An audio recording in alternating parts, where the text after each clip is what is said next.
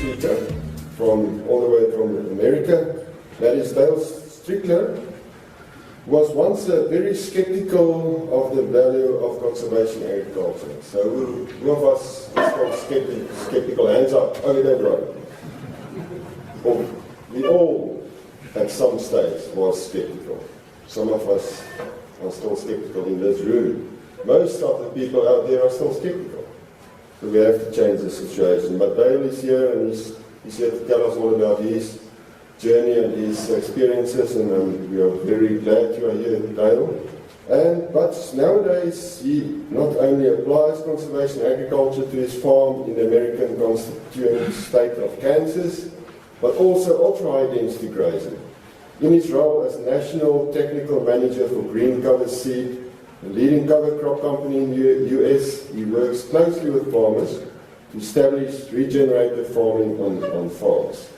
His book, I'm sure you can read that book, he can tell you all about the book, The Drought Resilient Farm, is the summary of the lessons he has learned on how regenerative agriculture can improve farmers' resilience remarkably. He fits perfectly in our story, in our journey, and we really look forward to your message. Deйл, you're most welcome. Thank you for your willingness and attitude to talk to us. Thank you very much. You're welcome.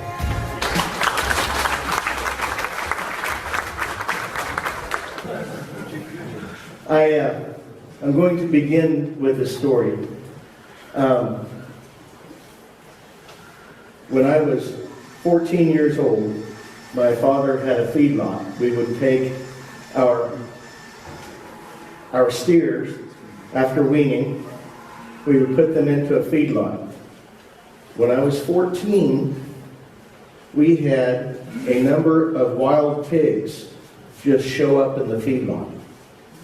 No one raised pigs for 30 kilometers around us. We had no idea where they came from. And they ate nothing. We fed them nothing. All they had to eat was manure from the steers. But they got fat. And they got very fat. And so we butchered them. And my father, we sold meat.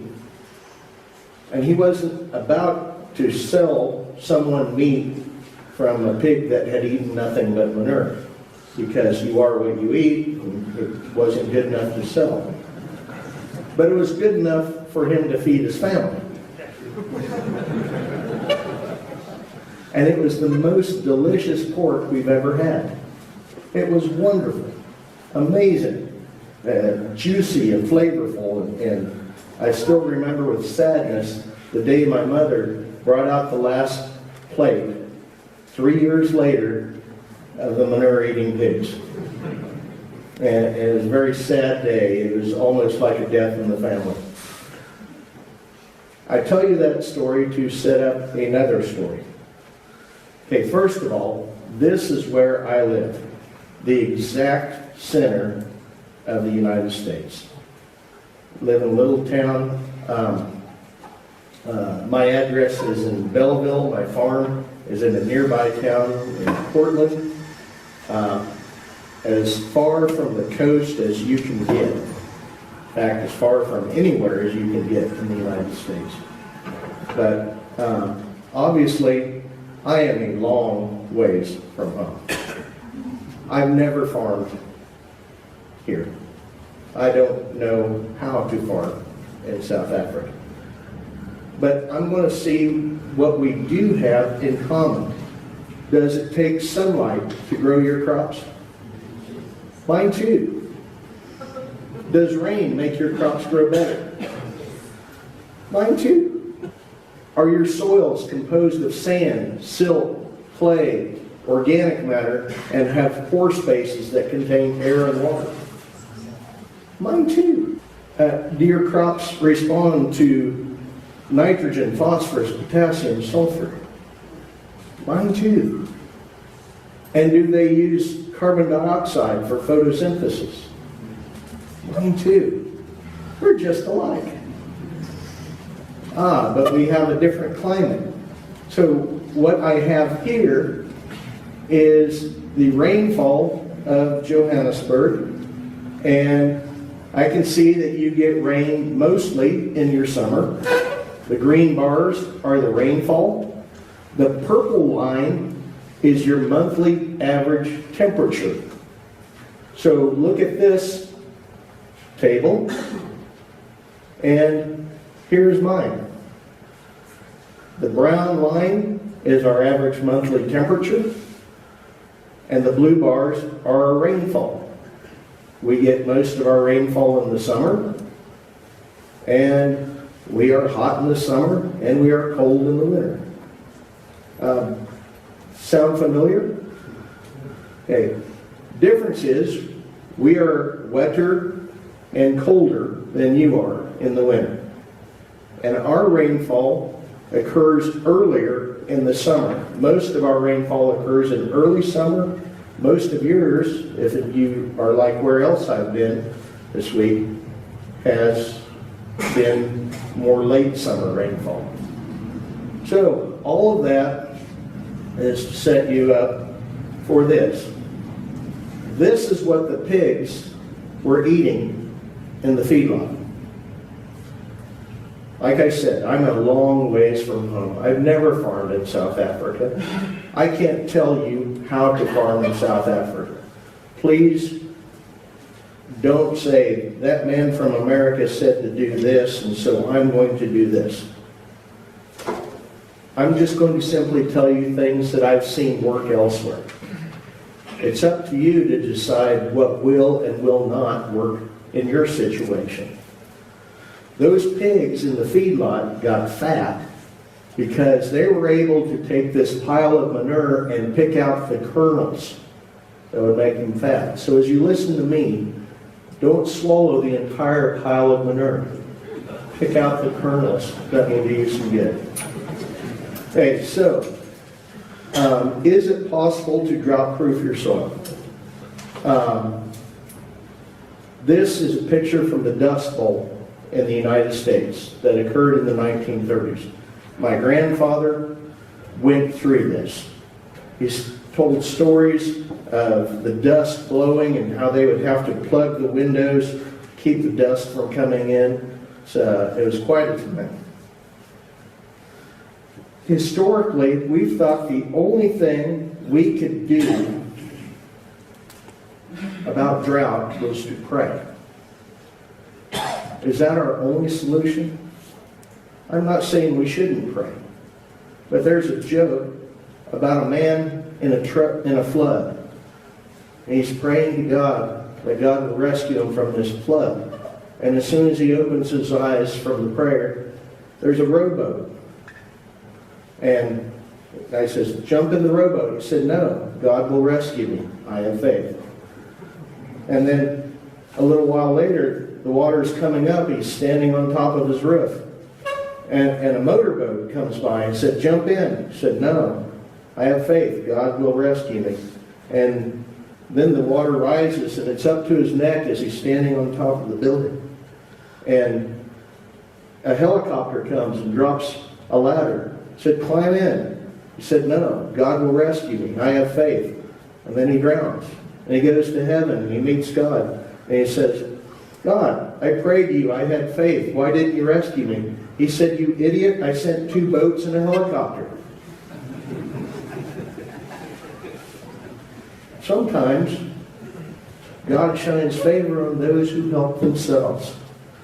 So let's look at how we can take care of drought and better take care of God's creation. This is one of my neighbors. Obviously, this crop is suffering from drought. Very severe drought. Just didn't rain. God's will. This is the field next to it. Did the drought stop at the fence line? Obviously, there's a difference in management here. So what's the difference? I'll tell you later. How do you improve the drought tolerance of soil? First thing, we'll talk about all these factors. You increase the infiltration of rainfall into the soil. You reduce evaporation of the water that's in the soil. You improve the soil water holding capacity. You increase the depth of your roots, increase your root efficiency. In other words, very simply, you get it in, you keep it in, and then you get it out. So, the first step is to increase infiltration. Maybe we can't affect the rainfall, but we can affect how much of the rainfall actually enters into our soil. If it enters into the soil, that's good. If it runs off the soil, obviously that's bad. Not only because we lose that moisture, but when it leaves the field, there are bad things that can happen. One is that it carries soil with it. Another thing is that it carries fertilizer with it. Not only is that fertilizer that we paid for, but when it gets into water, it causes problems. I live in the Corn Belt of the United States, where all of our rainfall, or all of our water drains into the Gulf of Mexico at New Orleans. At one time, there was a very thriving shrimp and oyster industry. Now it's no more. There is a huge hypoxic zone where the ocean is dead, where all of my fertilizer ran off and went in to the Mississippi River. We have our Natural Resources Conservation Service, our Soil Conservation Service, has what is called a Rainfall Simulator. It's this machine, as you can see, pans of soil are taken as they lie in the soil. They're placed in this pan on an incline and a funnel at the bottom. The jars you see at the bottom collect the runoff from each of these treatments. Okay? In this one, as you can see, the center one is tilled soil with no residue cover. The one on the far right is cover crop and no-till. What do you notice about the runoff in those two jars? Not only do you see that the amount of runoff is vastly different, but look at the soil in the middle one and the absence of soil in the one on the far right. The most amazing thing about this demonstration, though, is at the end of the demonstration, they'll take the pan from the tilled soil, turn it upside down, so you can see how far this 50 millimeter rainfall went into the soil. These pans are 50 millimeters thick. The pan on the left is the cover crop no-till. Went completely to the bottom. The one on the right is tilled soil. 50 millimeter rain didn't penetrate 50 millimeters into the soil. When I was growing up, it was a common saying in my area that we are always 1 week away from a drought and 1 hour away from a flood. Why were we like that? I was told, well, that's just the way our soil is. No, that's not the way our soil is. That's the way our soil has been managed. That's the way we made our soil, with tillage. I was taught, when I asked my father why I had to go out and till the soil, he said, it's because if you don't, I will kick your butt. My grandpa is more diplomatic. He would say, we till the soil because to loosen it so that water enters more easily. That's actually not the way it works, as you can see. And this is a trial where they did moldboard plowing on the same field, side by side with no-till. The infiltration moldboard plowed field, 50 millimeters per hour. On the no-till side, 163 millimeters per hour. Water goes into no-till soil faster. Now, back up here. This particular field, do you see the absence of weeds? Are you interested in what herbicide this farmer used to get that level of weed control? He used none. No-till, organic. No tillage, no herbicide. Here's a secret. He used a cover crop. He used a roller crimper to mechanically kill that cover crop. It mashes the stems and kills the plant, and he kills the cover crop and plants into it no-till in one pass. He also used no fertilizer. And this field produced 10 tons per hectare of maize. Okay, this is soybeans planted after wheat harvest in the summer of the year 2012. The year 2012 was the driest year in history in my area.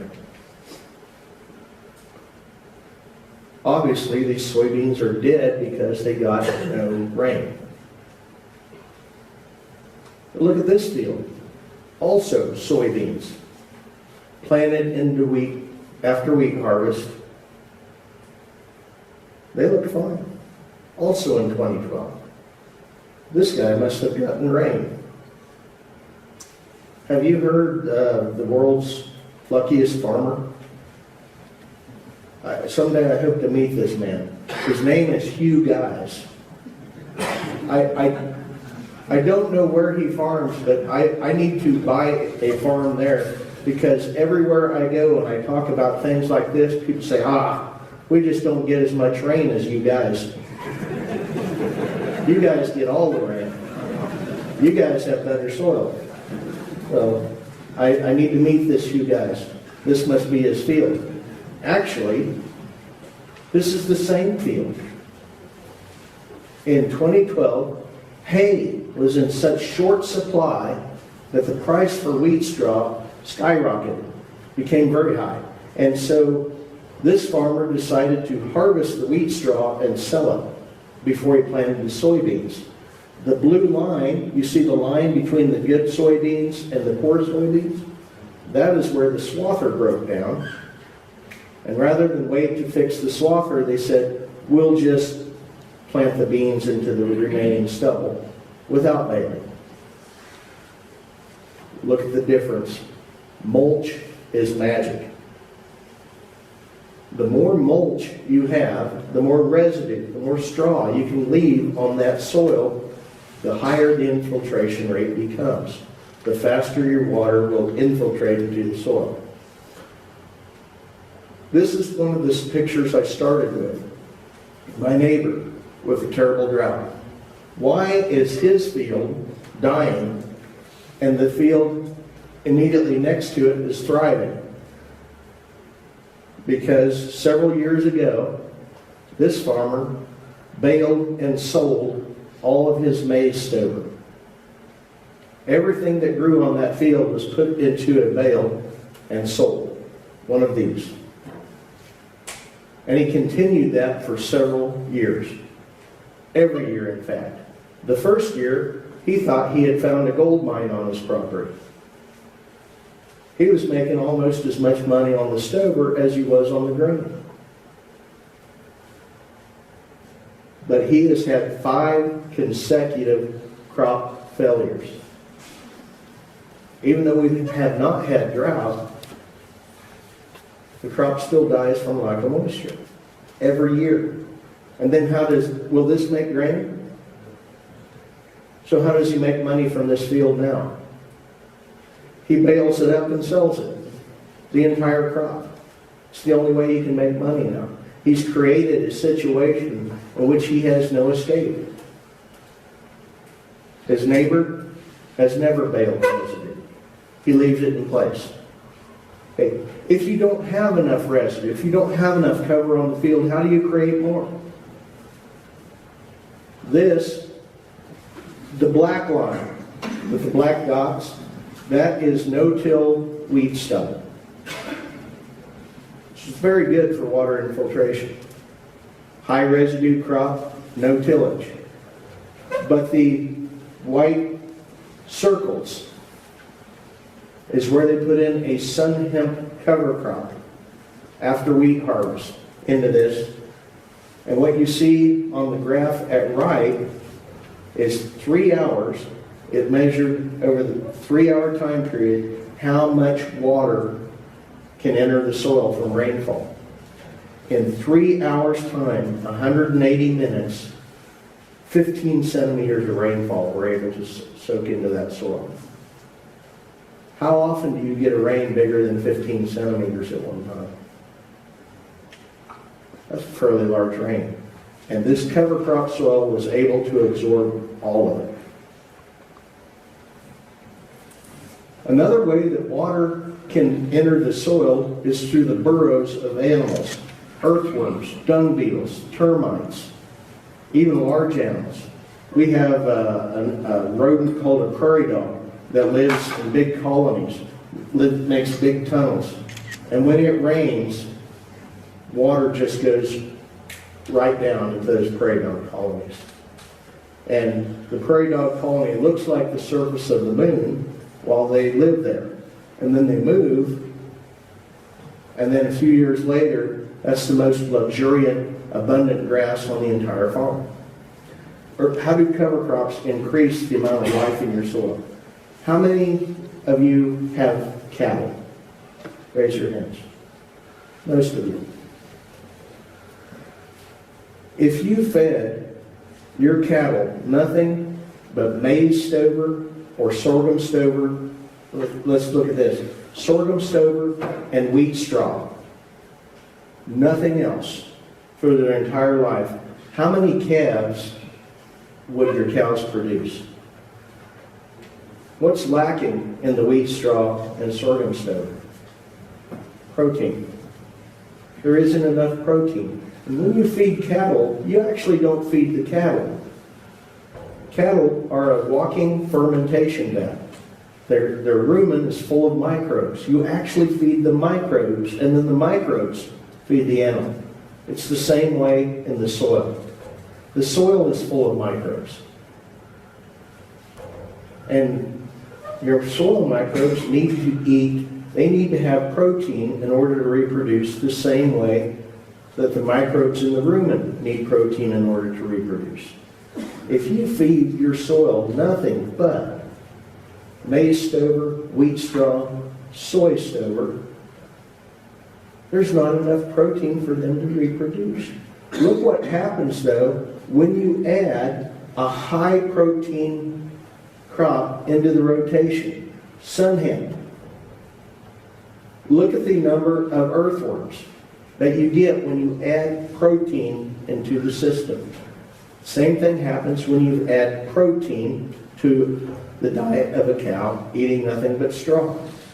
And when you do add protein to that soil system, here are the kind of earthworms you can get. This is not from my farm. I wish it were from my farm. Actually, that would be scary to have earthworms that big. I would not go out at night. This is actually a species of earthworm from Australia called the giant Gippsland earthworm. Now, once the water is in the soil, it leaves the soil, it can leave the soil one of three ways. One is through transpiration, water use by the plant. That's the way we want it to leave. The other two ways are leaching. It leaves through the bottom of the soil. We stop that by increasing the water holding capacity of the soil so it can soak up and retain more water. The other way is through evaporation. Evaporation occurs because of three factors: wind, sunlight, and temperature. So if we want to slow evaporation, the loss of water by evaporation, we first need to stop wind speed. After the Dust Bowl, we had a government program that encouraged people to plant lines of trees, like you see at the upper left of this slide. My grandparents moved to a new farm after the Dust Bowl, and they planted a tree line, a box of trees, around every 16 hectare. When my father, who married their daughter, took over the farm, the first thing he did was take all of the trees out. Because what he saw, as you can see here, that right next to the trees, there's this place where the trees take water from your crop. He saw that. And he said, those trees are costing me yield. Not only are they taking up valuable cropland, but they're competing with my crop. So I'm going to take them out. What he didn't see was that from that point in the middle, for a distance 9 times the height of the trees, there is a yield increase. And actually a fairly substantial increase. And I've seen research from Nebraska, which is the state exactly just a few kilometers from where I live, to Siberia in the Soviet Union, showing that when you protect your fields with lines of trees, you get yield increases in your crop, even when you take into account the space the trees take up. And that yield increase ranges from 5 to 25%, depending on the wind velocity in your area. Unfortunately, because people want to farm that extra little small amount of land, we take these out. And it's a shame, because not only do you, one thing I noticed, when we were cutting down one of these trees in the wintertime, the tree fell and the bark cracked on the tree. Thousands of lady beetles started scattering out of the bark of that tree. This is where lady beetles overwinter. When we took them out, we no longer had lady beetles. And then we had aphids, because before, the lady beetles would consume the aphids. Tree lines can be a very valuable asset to a farm, particularly in dry, windy areas. Another way to stop evaporation is by leaving residue on the soil. The same thing that we did to increase infiltration. There was a research study in my home state of Kansas where they took maize stover, left it in place, and then compared it to a place where all the maize stover was removed. The difference in evaporation, the plot without the maize stover had 125 millimeters more evaporation than where the stover was retained. If more than 75% of the ground is covered, you'll get a big increase in evaporation. You need, if you see bare soil, that's bad. Make sure the soil is completely covered. That'll keep it cool, and that prevents sunlight from hitting the soil. Now, there are also other advantages of that mulch. If you don't have enough mulch, you can create more with cover crops. Do you see the line where the cover crop was and was not in this field? What do you notice that's different between the two? What is present where there is no cover crop? Weeds. Why? Think about it. What can soy, and the crop is soy, the previous crop was maize. What can soy make for itself that weeds cannot? Nitrogen. Nitrogen. Maize has for a large plant, has a very small root system.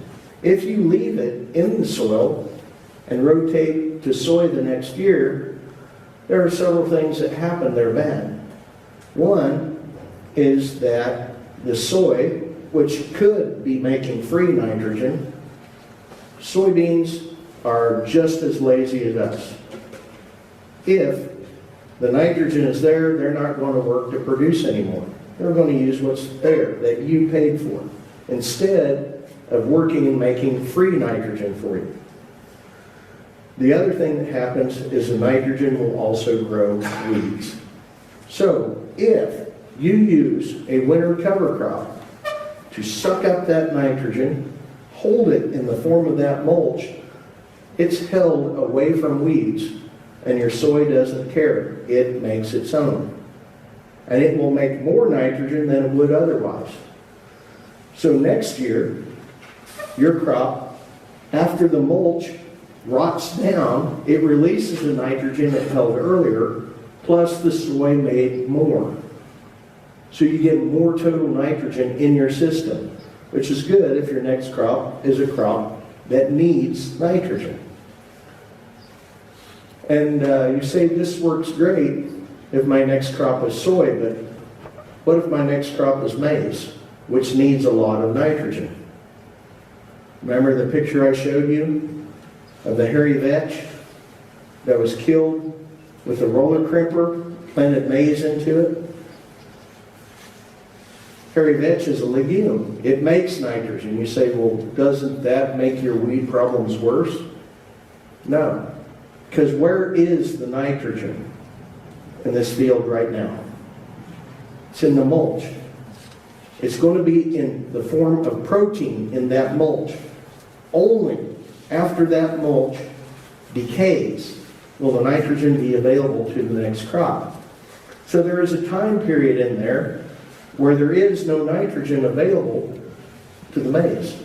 How do you make sure the maize has adequate nitrogen but the weeds don't? You use a starter fertilizer next to the row. A very small amount of nitrogen placed where the maize can get it, but the weeds can't. You don't broadcast the nitrogen, you place it only where the maize can get it and keep it away from the weeds that are between the rows. It's a very effective method of weed control. This farmer uses no herbicide. All of his weed control is done with cover crops. Hey, once you have the water in the soil and you prevent evaporation, you need to have a soil that holds on to the moisture. This picture, you can see the farmer is standing in dead maize. Why did the maize die? Didn't rain. Same farmer, same Pioneer hybrid of maize, planted on the same day in the field right across the road. So same rainfall, same soil, same management, same hybrid, same everything, except this field was treated a little differently. In the 1980s, we had a government program that paid, crop prices were very low, so we had a government program, and our soil erosion rates were very high. So we had a government program that paid farmers to plant fields back to native grassland, called the Conservation Reserve Program. This field was enrolled in that program and grew native grasses for 20 years. Has anyone taken a field of veld and converted it into crops?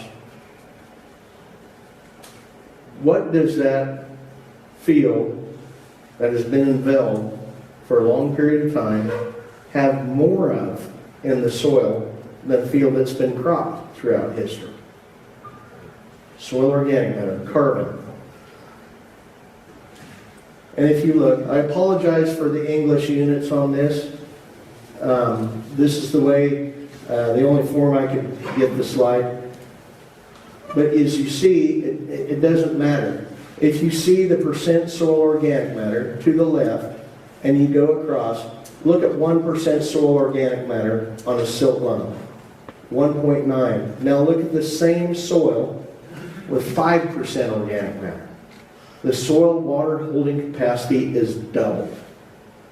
Doubled. Your soil can hold twice as much moisture, and it can get recharged after each and every rain and hold twice as much water, which means you can go twice as long between rains before your crop begins to suffer. So increase the soil organic matter. Why do our soils not have the organic matter we like? It's because of tillage.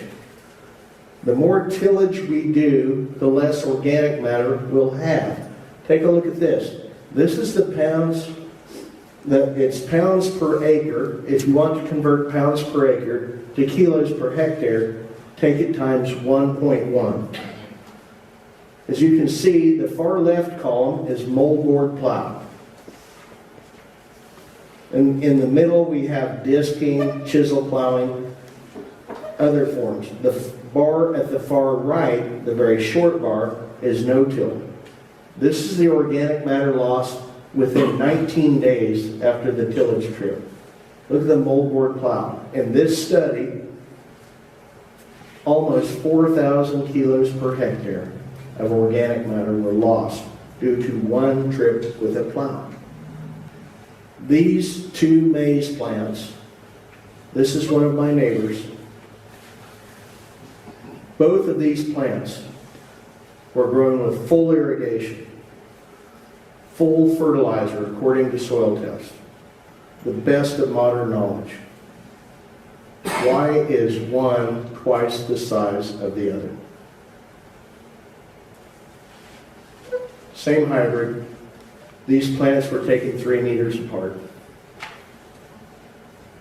Managed the same, except the soil was slightly different.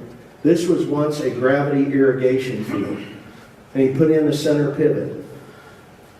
And because of the center pivot, he was able to irrigate 1 extra hectare. This extra hectare had been a native grassland, had never been plowed ever in its life, and was terminated with glyphosate and planted no-till. Still, even though growing crops, has never ever been plowed in its life. And look at the difference between those two plants. The one in the right came from that old veld that had never been plowed, never had grown crops before. What is the difference in the soil between the one on the left, that's been farmed for 150 years, and the one on the right? It's not fertilizer, and it's not water. If I ask you, what does soil provide for the plant? You say water and fertilizer. This is something different. I don't know what the difference is. Because everything I learned in college tells me that the plant on the left should be the same size as the plant on the right. But there's something more. Something I wasn't taught in college, and that's soil biology. There's something about the soil biology that's different, that is making the plant on the right twice as big. And when I rode the combine with this neighbor, because I wanted to see the results, and the yield monitor on the combine, the yields on the right were 50% higher than the yields on the left. It's amazing. That much difference, even though he provided all the water and all the fertilizer that the plant on the left required. The best way to increase soil organic matter, you saw that having perennial vegetation, veld, that soil had higher organic matter than one that we had managed. How do you restore that soil organic matter? The best way is to plant perennials. Why perennials? And a mixture of perennials. Have a lot of diversity. Grasses, legumes, and forbs, like here. Why perennials? The root system on the right is the root system of wheat, winter wheat. The root system on the left is a plant closely related to wheat. In fact, they can be hybridized. But it's a perennial, intermediate wheatgrass. Look at that, 3 meters versus 1 meter. And one other very important distinction. How many months out of the year does the root system of wheat look like this? 1, 2. How many months out of the year does wheat have no root system? 5, 6. There's months where there's no root system at all. How many months out of the year does the perennial have a root system that looks like this? Every month. Every month. And we'll talk about why that's so important and how we can mimic that system. It's also very important to have diversity. And this is a diagram of the root system of the prairie where I live. You can see there are grasses with fibrous root systems, and there are forbs and legumes with very deep tap roots. that go below the root system of the grasses, and so they don't compete for water. But you can also see that they can explore and take up minerals that the grasses cannot access. But it's more important than that. It's more important than water, it's more important than minerals. Because when you have a diversity, you get different root exudates. I'll show you a picture of the root exudates as they happen. But when you combine all these different species, the grasses, for example, have root exudates that are high in sugar. Legumes have root exudates that are high in protein. Forbs have exudates that are high in minerals. And some, like sunflower, is able to access zinc. Buckwheat is able to access phosphorus. And Phacelia is able to access potassium. Different plants are able to access different things. They add that to the root exudates. And remember, you feed your soil microbes the same way you feed cattle. You give them a balanced diet. You give them carbohydrates, you give them protein, you give them minerals, and they grow faster. And so do your soil microbes. So when you have this diversity of roots, you get more microbes. And more microbes means more yield and more efficient crop production. If you add cover crops to a crop system, now obviously the fastest way to build soil organic matter is to plant perennials. But if you want to crop, how do you do it if you still want to raise maize, soy, wheat? You add cover crops to the system. This is the same study I've been referring to before. Look at how much higher the bars are for soil carbon where you add the cover crops. When you add cover crops to the system, you add more root exudates and you get more microbes that make organic matter. One of the best, this is sun hemp. This field where this sun hemp is growing has never successfully raised a maize crop to maturity. Ever. Too sandy. Just pure sand. This sun hemp was actually grown after a crop of wheat. This photo was taken 90 days after planting, right before our frost. This is another field, another cover crop. This is sorghum Sudan. You can see the short guy in front. Look at this biomass. Look at that biomass. Isn't that impressive? Think what happens when all that growth is returned to the soil. How many microbes that can feed. Now, unfortunately, all of that top growth does very little to increase soil organic matter. This is where organic matter is made. This is the root exudates I was talking about. Look at the way little droplets of very high sugar water, protein water, and mineral water is going out of the tip of that root. Isn't that amazing? This is where 85% of your organic matter is made. Not from the top growth. Only about 15% of your soil organic matter comes from top growth. 85%, roughly, comes from this process. This feeds the soil microbes that make soil organic matter. So if you look at this cover crop, this is beautiful. You have all this growth above ground. And you look at this and you say, what a waste that this does not also contribute to soil organic matter like the root exudates do. What if there were a way to make this? And why doesn't it? The problem is that it takes microbes to make soil organic matter. You need the environment for the microbes. Microbes, have you heard about the coronavirus? No one's heard about coronavirus? It's all we hear about. And they say one of the ways that coronavirus is killed is by sunlight. Ultraviolet radiation in sunlight. Sunlight is a great sterilizer. That's good if we're talking about coronavirus. That's bad if we're talking about soil microbes. Soil microbes cannot function where they're being constantly bombarded with ultraviolet radiation on the soil surface. They need it to be dark, constantly dark, warm, and moist. Does that describe the soil surface? No, not at all. That's why most of the soil organic matter is created underground.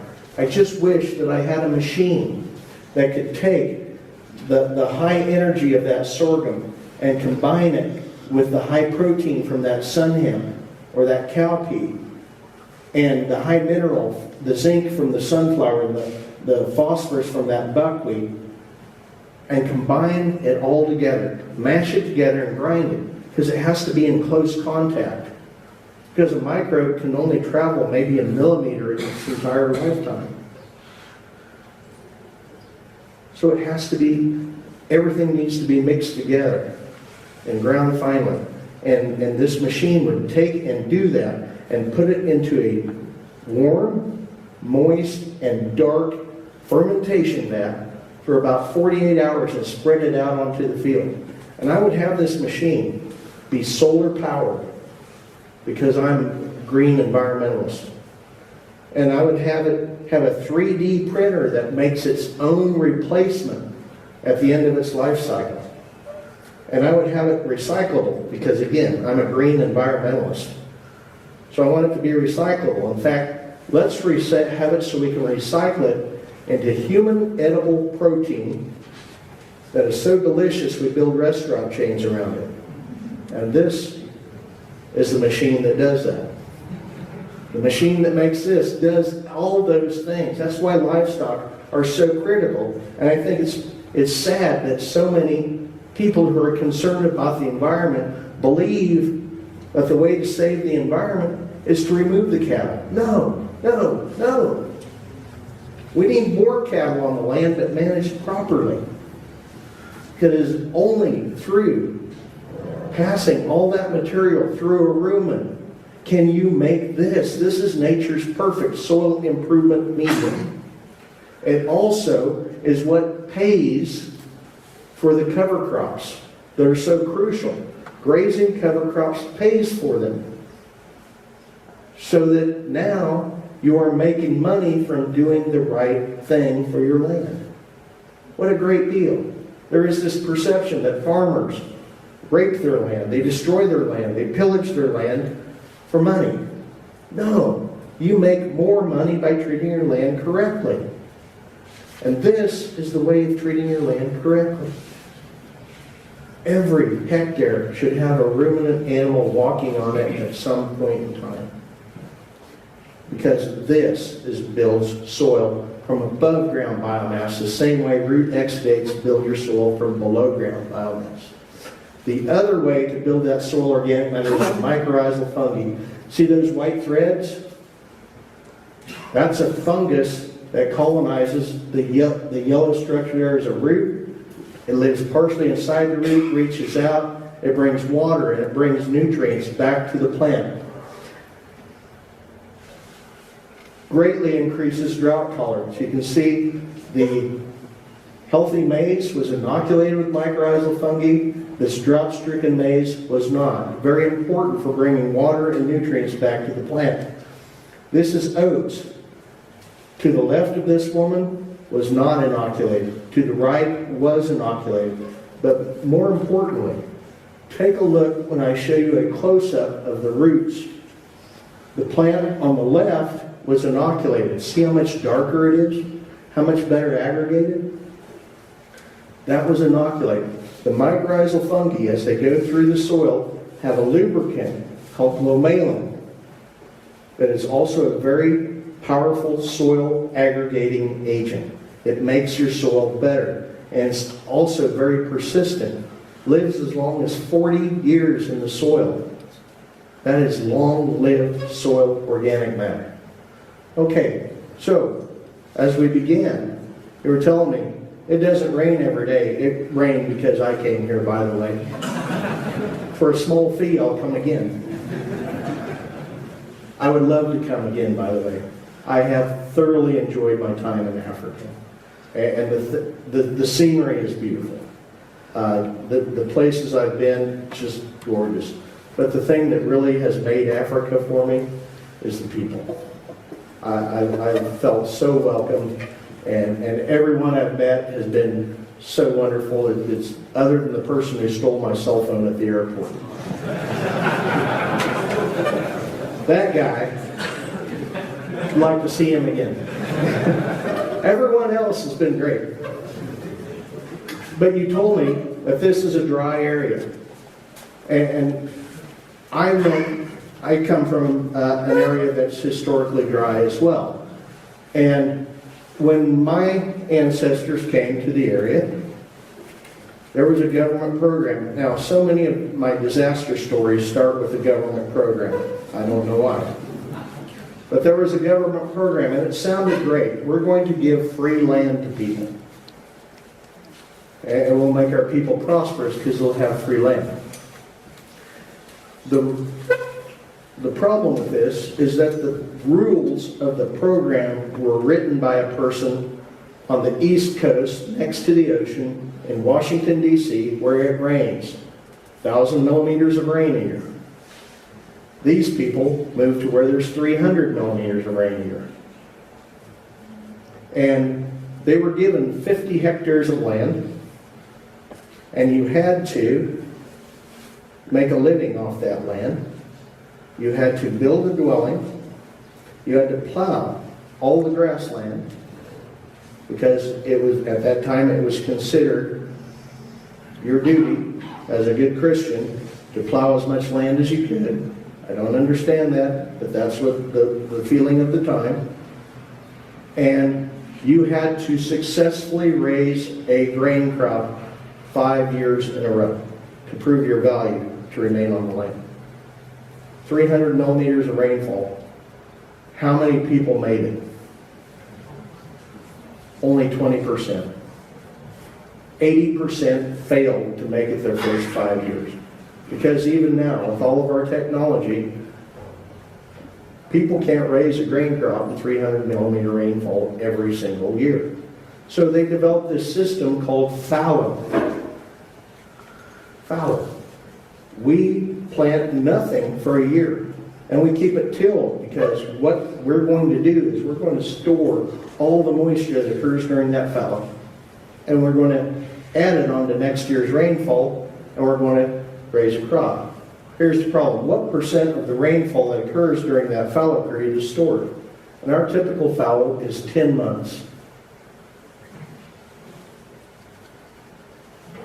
And now we do no-till fallow. Under tillage, only 10% of the moisture that occurs during that fallow is stored. Under no-till, only 25%. How efficient is this? Now think about this. Well, I'll show you. Here's how the system works. You get 400 millimeters of moisture a year, let's say. You store 25% of that, and that's under no-till. So 100 millimeters of that, you add that on to next year's rainfall, and you get a good grain crop.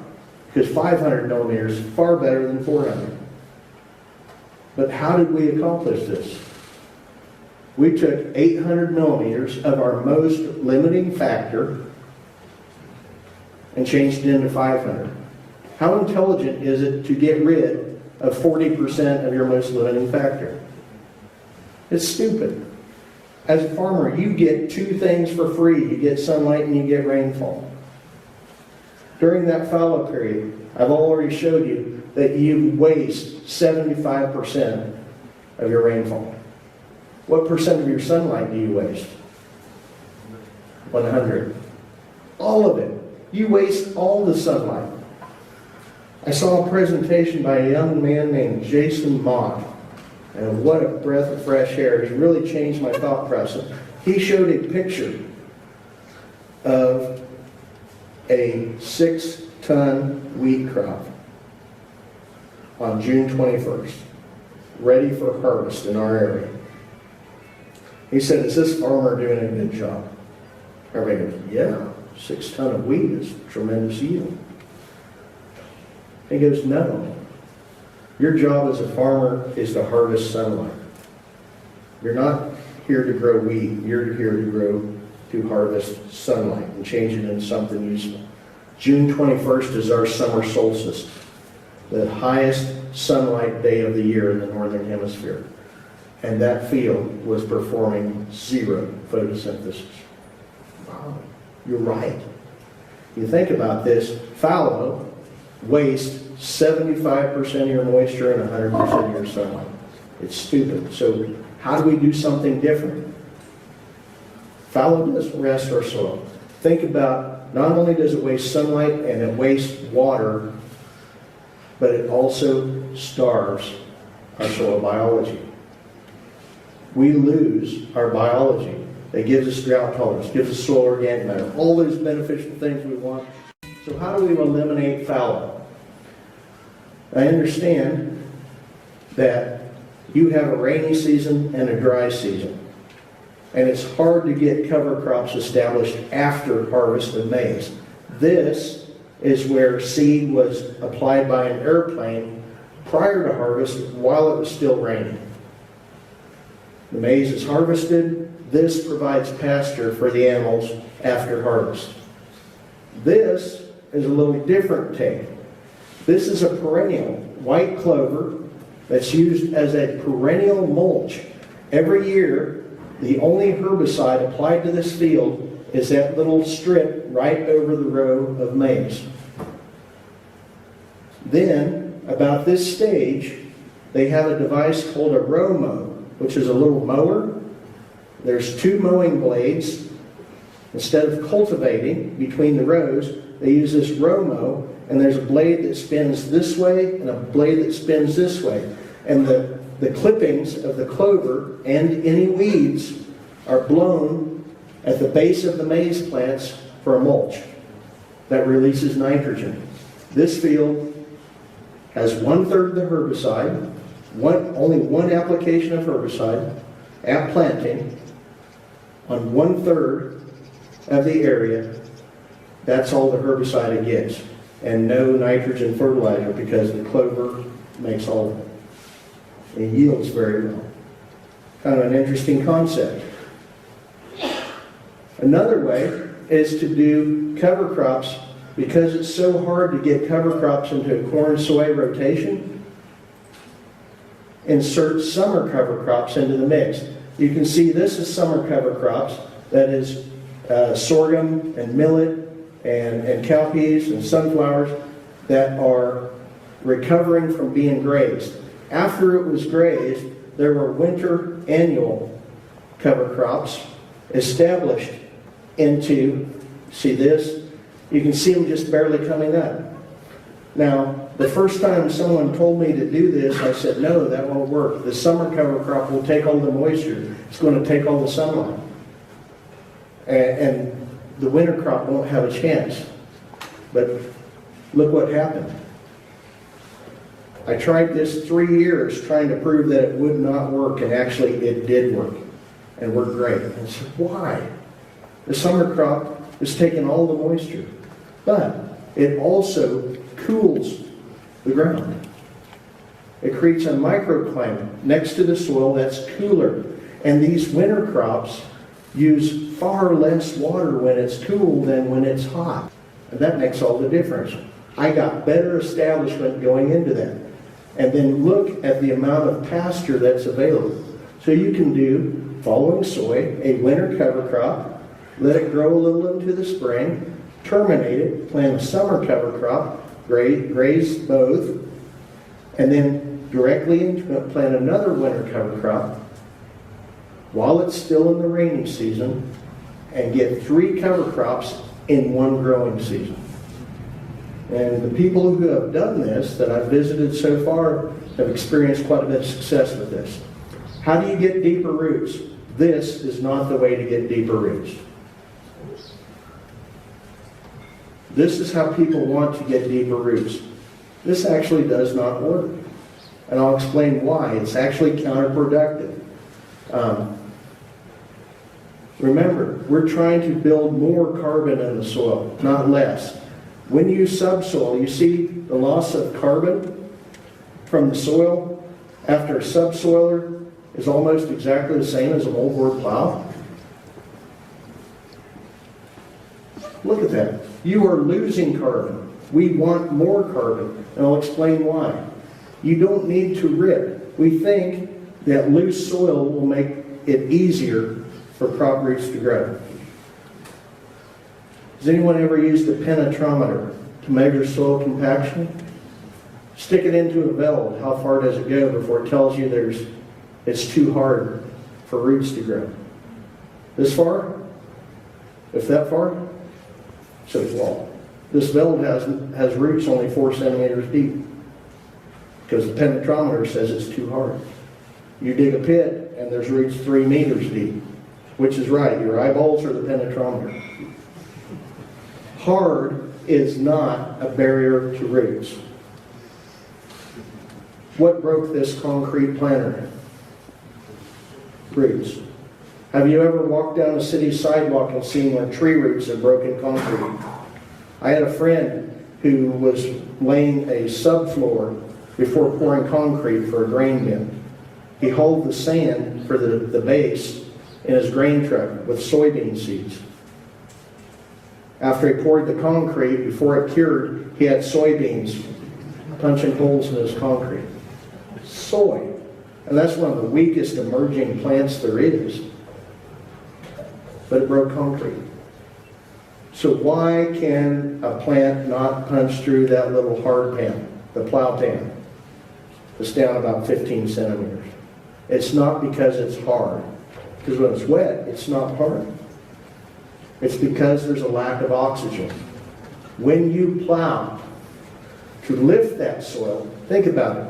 If I weigh about 110 kilo, if I lift a 100 kilo barbell, if I'm standing on a set of scales, it says 110 kilo.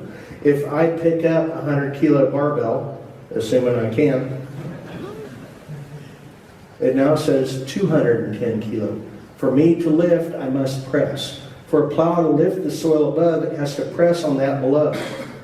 And it squeezes it together. And what leaves? What do you lose? You lose pore space that allows oxygen to go through the soil. You can see in this soil, the red soil has oxygen.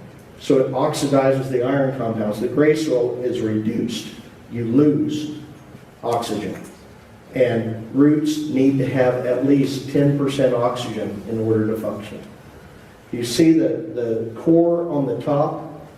My grandfather, I asked my father why we had to go out and cultivate between the rows. He said, because if you don't, I'll kick your butt. I asked my grandfather, why do we have to cultivate? He said, number one, the top core was taken from a field that has never, ever been tilled. The bottom core next to it, laying on the ground, is from a field that's been tilled for 150 years. This is the bottom of each 1 meter deep core. See the one that's never been tilled, that's still in the wooden frame? You see that it's red, which means it has oxygen. You also see root fragments. The one that's been tilled for 150 years is gray and no root fragments. The roots stopped at 1/4 meter. The other one has roots a meter or more. So, how do you get more roots deeper into the soil?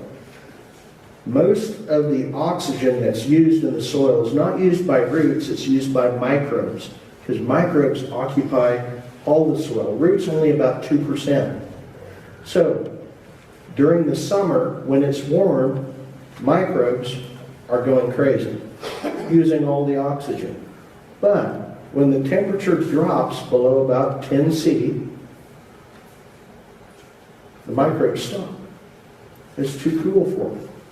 During the winter, there's a lot more oxygen in the soil. So if you grow a crop that grows during the winter, it can root deeper than one that grows in the summer. Look at this. Over here, in the upper left of that, is 2 photos taken from an underground camera in a plexiglass tube of roots. The one on the left It's taken on the 3rd of the May, which is at the end of our winter, of a canola cover crop root. And this was terminated chemically and planted soy no-till into this. The picture on the right is a soybean root on the 8th of August at the end of our summer. What do you notice about the soybean root? Went down the exact same path, didn't it? It drilled a pilot hole through the hard pan that the soybean root could follow. How much deeper can it grow if you use the winter crop to drill the pilot hole? I'll show you. Look at this. See the person sticking their finger in soil? That hole was created by a radish that winter killed and decayed. And then you see all the roots around it are annual ryegrass that holds that hole open. How much deeper can the next crop root when it has oxygen conducting holes like this? Okay. Also, the mycorrhizal fungi are able to root deeper, access water and moisture deeper than a regular root can by itself. This greatly increases your root efficiency, your ability to extract moisture from the soil. And I'll show you when you combine all these things, what you can accomplish. I was taught in college by very intelligent people who were given bad information. They said you cannot raise your soil organic matter. I disagree. What if you plant a perennial, and many species of the perennial, and you inoculate with mycorrhizal fungi, and you use high-density grazing to convert the above-ground growth into manure, and you graze at appropriate times with appropriate rest periods, what can you accomplish? This is the side of a trench that I dug in my field. You see the white arrow is 1/2 meter. That's all the deeper my roots would grow at the time. So I planted a perennial pasture with legumes, with forbs, with mycorrhizal fungi, high-density grazing. What color is my subsoil there? How much oxygen do I have? That's why the roots stopped. This is what I planted. This is 30 days after the previous grazing. This was taken July 1, in the middle of our summer, previously grazed June 1. This is 1 year later. Same depth, a pit dug 2 meters away. Look at the black streaks in the start of soil structure, little lines of weakness. The black streaks are following roots.